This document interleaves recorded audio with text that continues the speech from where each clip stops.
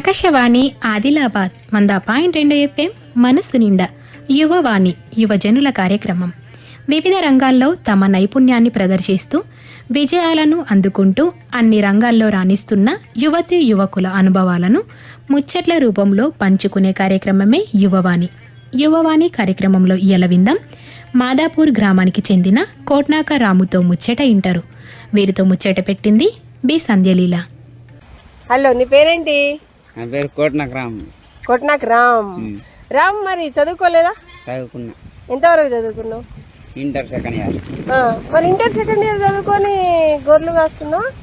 ఇంటికాడ పరిస్థితులు మంచిగా లేక నాన్నకు మంచిగా హెల్త్ ప్రాబ్లం వచ్చుడికి ఇక్కడ గొర్రెలు మేపడానికి వచ్చింది. మరి ఎన్ని సంవత్సరాల నుండి గొర్రెలు కాస్తున్నావు? నేను ఇప్పటికి 4 సంవత్సరాలు అయినా.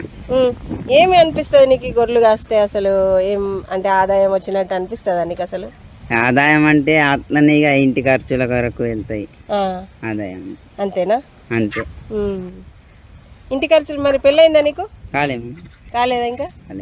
మరి ఇంకా మంచి పనులు చేయాలి, కొంచెం ఎక్కువ ఉపాధి వచ్చేది, జీతం ఎక్కువ వచ్చే పని చేయాలని ఆలోచన లేదా? ఉన్నది మ్యామ్. మరి గొర్రెల కాయాలని ఎందుకు అనిపించింది నీకు? అంటే నేను కొద్దిగా వ్యవసాయం లేదా? వ్యవసాయం ఉన్నది మ్యామ్, కాకపోతే మేము వీళ్ళ కొద్దిగా అప్పు ఉన్నాం ఇచ్చేది. ఈ అప్పుని తీర్చేసి మళ్ళా వేరే స్టేజ్ కి వెళ్ళ దాని కొరకు దాని కొరకు వీళ్ళ దగ్గర ఉన్నాయి. ఎంత వస్తుంది నీకు ఇట్లా ఆదాయం? మరి అప్పు తీర్చేంత ఆదాయం వస్తుందా నీకు? మరి ఎంతైనా నాకు సంవత్సరానికి 90,000 దాకా ఇస్తుంది తిండి పెట్టి. ఎవరు? గొర్రెల షెడ్. ఇది ఎవరి గొర్రెలు ఇవి? ఇవి మనవి కావు మేము. ఇవి తాతలే. మనము జీతం ఎంత ఇస్తాడు నీకు సంవత్సరానికి? సంవత్సరానికి 90,000 ఇస్తాడు. మరి అప్పు ఎంత ఉంది నీకు? నాకు అప్పు వాడికి దగ్గర అన్ని అప్పులు అయిపోయినట్టే. నేను పోయిన సంవత్సరము మా అక్కకు పెళ్లి చేసిన అప్పు ఉండే, అప్పు కొరకు ఇయ్యోడు జీతం ఉండే పరిస్థితి వచ్చింది నీకు. ఇయ్యోడికి ఇక ఆల్మోస్ట్ కంప్లీట్ అయింది. ఇక అప్పు పూర్తి చేసేసిన. ఇక ఇది వచ్చే సంవత్సరం ఇక బయట సిటీకి వెళ్తానని చూస్తున్నా. ఏం పని చేయాలనుకుంటున్నావు మనం? బయటక ఏదైనా వర్క్ లా చేరుకోవాలని అనుకుంటున్నా. ఎట్లాంటి అంటే ఏదైనా వ్యాపారం పెట్టాలనుకుంటున్నావా? ఏం చేయాలనుకుంటున్నా? కొద్దిగా వ్యాపారం అసలుంటిదే. రోజు పొద్దున ఎన్నింటికి వస్తావు ఇక్కడికి గొర్రెలు కాయడానికి? మేము ఇటే ఉంటాం. మేము వీళ్ళ ఊర్లోనే, మా ఇంటికి వెళ్ళానే ఇటే ఉండు. ఏడ ఉంటావు? ఈ తరుణం. మీదే ఊరు? మాది మాదాపూర్. మాదాపూర్ ఇక్కడ నుండి ఎక్కడ? ఇక్కడ నుంచి ఒక 3 కిలోమీటర్స్ దూరం ఉంటది. గొర్రెలు కాయడానికే ఇక్కడ ఉంటున్నావు, అప్పు తీర్చడానికి. అంతే. అమ్మ నాన్న ఏం చేస్తుంటారు వాళ్ళు? మరి అమ్మ నాన్న ఏం లేదు, మేము ఇంటికానే. నాన్నకు హెల్త్ మంచిగా లేదు. అమ్మ కష్టపడుతుందా నీలాగానే? అమ్మ కష్టపడుతుంది. ఆ అమ్మకు సుఖ మొన్ననే కంట ఆపరేషన్ చేయించిన. దానికి ఒక 25,000 దాకా అయినాయి. దానికి సుఖ మొన్న అయింది కంట ఆపరేషన్. మరి నీకు అభిరుచులు ఆలోచన ఇంకేం లేవా?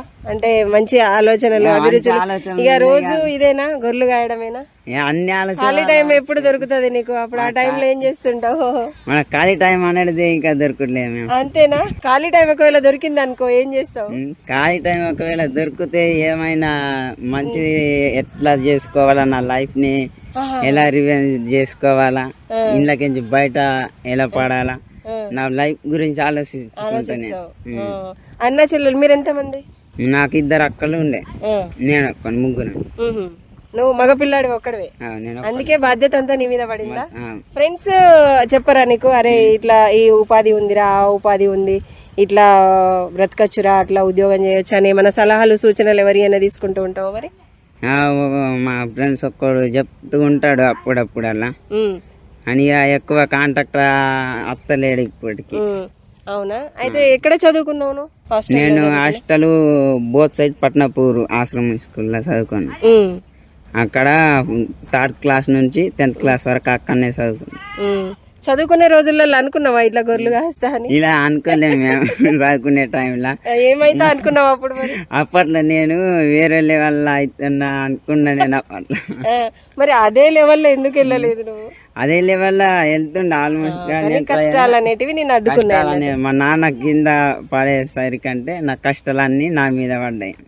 నీది ఆలోచనలన్నీ ఒక్కసారిగా అతలాకుతలం అయిపోయినాయి అన్నట్టు కదా. అందరిగా నాన్న మీదకి వచ్చేసరికి అంటే ఇక నాకు ఎటు రాకుండా అయ్యేసరికి ఎట్లాగైనా ఇల్లు అప్పు తీర్చేస్తే మన భారం కొద్దిగా తగ్గుతుంది, మరి ఓళ్ళు మా నాన్న జోలికి రాని ఆలోచనతోటి నేను ఈ గొర్రెలు మేపడానికి వచ్చిన. చదువుకునే రోజులలో అంటే అప్పుడు ఎట్లుండే లైఫ్ నీది? అప్పుడు ఆడుతూ పాడుతూ ఎట్లుండేది మరి? అప్పుడు కొద్దిగా సంతోషంగా మంచిగా ఉండే. ఎప్పటి నుండి కష్టాలు మొదలైనాయి నీకు? నాకు ఎప్పటి నుంచి అంటే 10వ తరగతిలో ఎన్ని మార్కులు తెచ్చుకున్నావు? మంచి మార్కులు వచ్చినాయి మరి? అప్పుడు చదువుకునే రోజులలో బ్రిలియంట్ ఉంటుంటే మంచిగా హుషారు ఉంటుండే. ఇప్పుడు ఇంగ్లీష్ హిందీ చదువుతాం మేము. అట్లనా? చదువుకుంటా ఉంటా. ఏడైనా ఇట్లా పోస్టర్లు ఇట్లా ఏమైనా ఫోన్ల మెసేజ్లు వస్తాయి, చూసుకుంటూ ఉంటా. అవునా? చదువుకొని కూడా నువ్వు గొర్రెలు అంటే నీకు ఇది ఒక అనుభవం అయిపోయింది అన్నట్టుగా. జీవితంలో ఇది ఒక భాగం అయిపోయింది, జీవితంలో ఇది ఒక అవకాశం అయిపోయింది నీకు. కానీ ఇది శాశ్వతంగా నీకు ఉండాలనుకో. ఇంకా కాలేదు మేము ఇది గొర్రెలు కాసుడు అయితే కాదు, శాశ్వతం ఉద్యోగం సాధించాలనే ఆలోచన మాత్రం ఉంది. అది మాత్రం ఉన్నది. ఉద్యోగం రాకపోయినా గానీ ఏదైనా వ్యాపారం అయినా ఏదైనా ఒకటి పెట్టు, మంచి ఉపాధి పొందే ఆలోచన మాత్రం ఉంది నీకు చేసేది కదా. ఓకే. ఇంకా మరి నీతో ఇప్పుడు నీ ముందర పిల్లలు ఎవరైనా నీ చుట్టూ ఉంటారు, వాళ్ళకు ఏం చెప్తూ ఉంటావు మరి? నీ నుండేమన్నా వాళ్ళ వీడేంది చదువుకొని గొర్రెలు కాస్తున్నాడు అని కాకుండా వాళ్ళకు నువ్వు ఏమన్నా మంచి విషయాలు మంచి మాటలు చెప్పుకుంటూ ఉంటావా? నీ చుట్టూ ఎవరైనా విద్యార్థులు ఇట్లా పిల్లలు ఎవరైనా ఉంటే గైడెన్స్ ఇస్తుంటావు నువ్వు? చెప్పుకుంటూ ఉంటా. ఇంకా నాకు చిన్నగా ఉంటారు నీ అనుభవాలు, ఇప్పుడు నీ జీవిత అనుభవాలు వచ్చినాయి.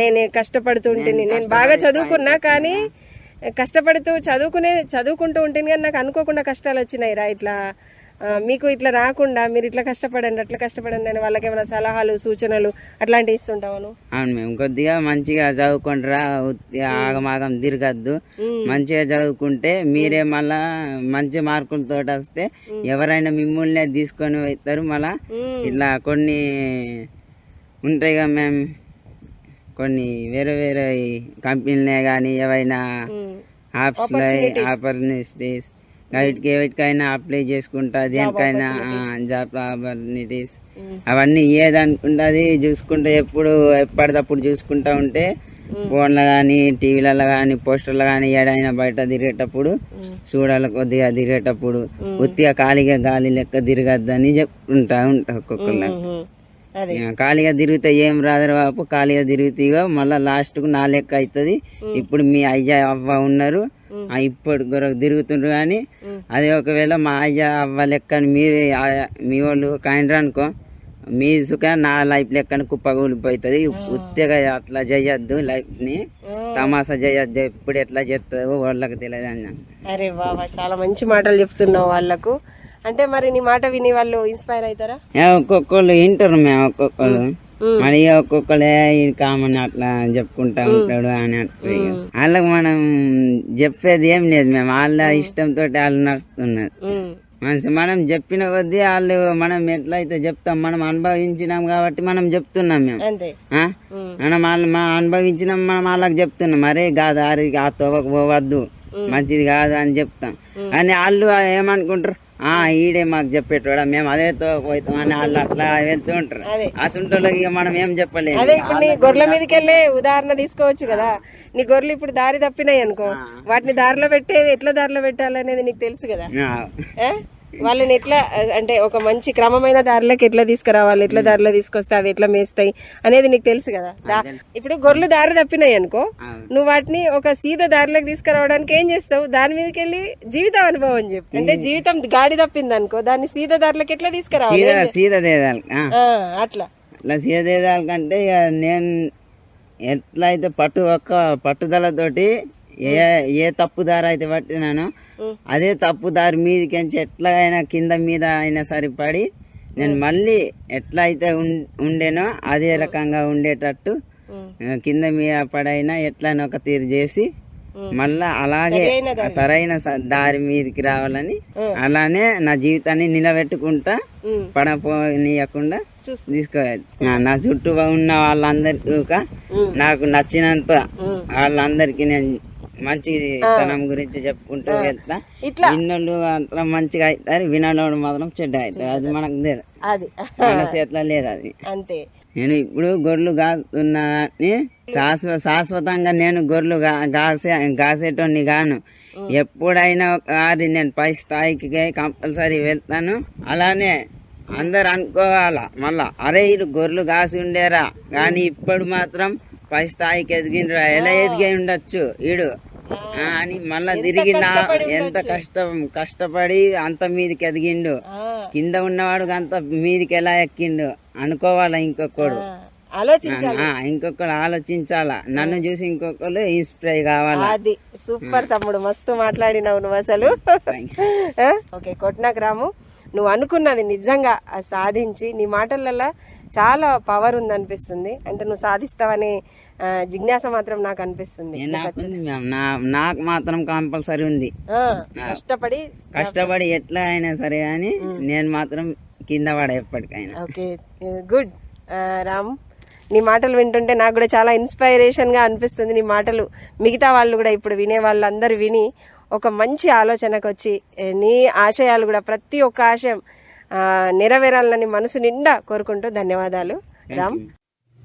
ఇంతవరకు మాదాపూర్ గ్రామానికి చెందిన కోట్నాక రాముతో బి సంధ్యలీల పెట్టిన ముచ్చట ఇన్నారు. శ్రోతలు ఇప్పుడు ప్రసారమైన ఈ కార్యక్రమాన్ని ఇప్పుడు వినలేకపోయినా మళ్ళీ వినాలనుకున్నా మా యూట్యూబ్ ఛానల్లో అందుబాటులో ఉంచుతాం. మా యూట్యూబ్ ఛానల్ చిరునామా ఆకాశవాణి ఆదిలాబాద్ 100.2 FM.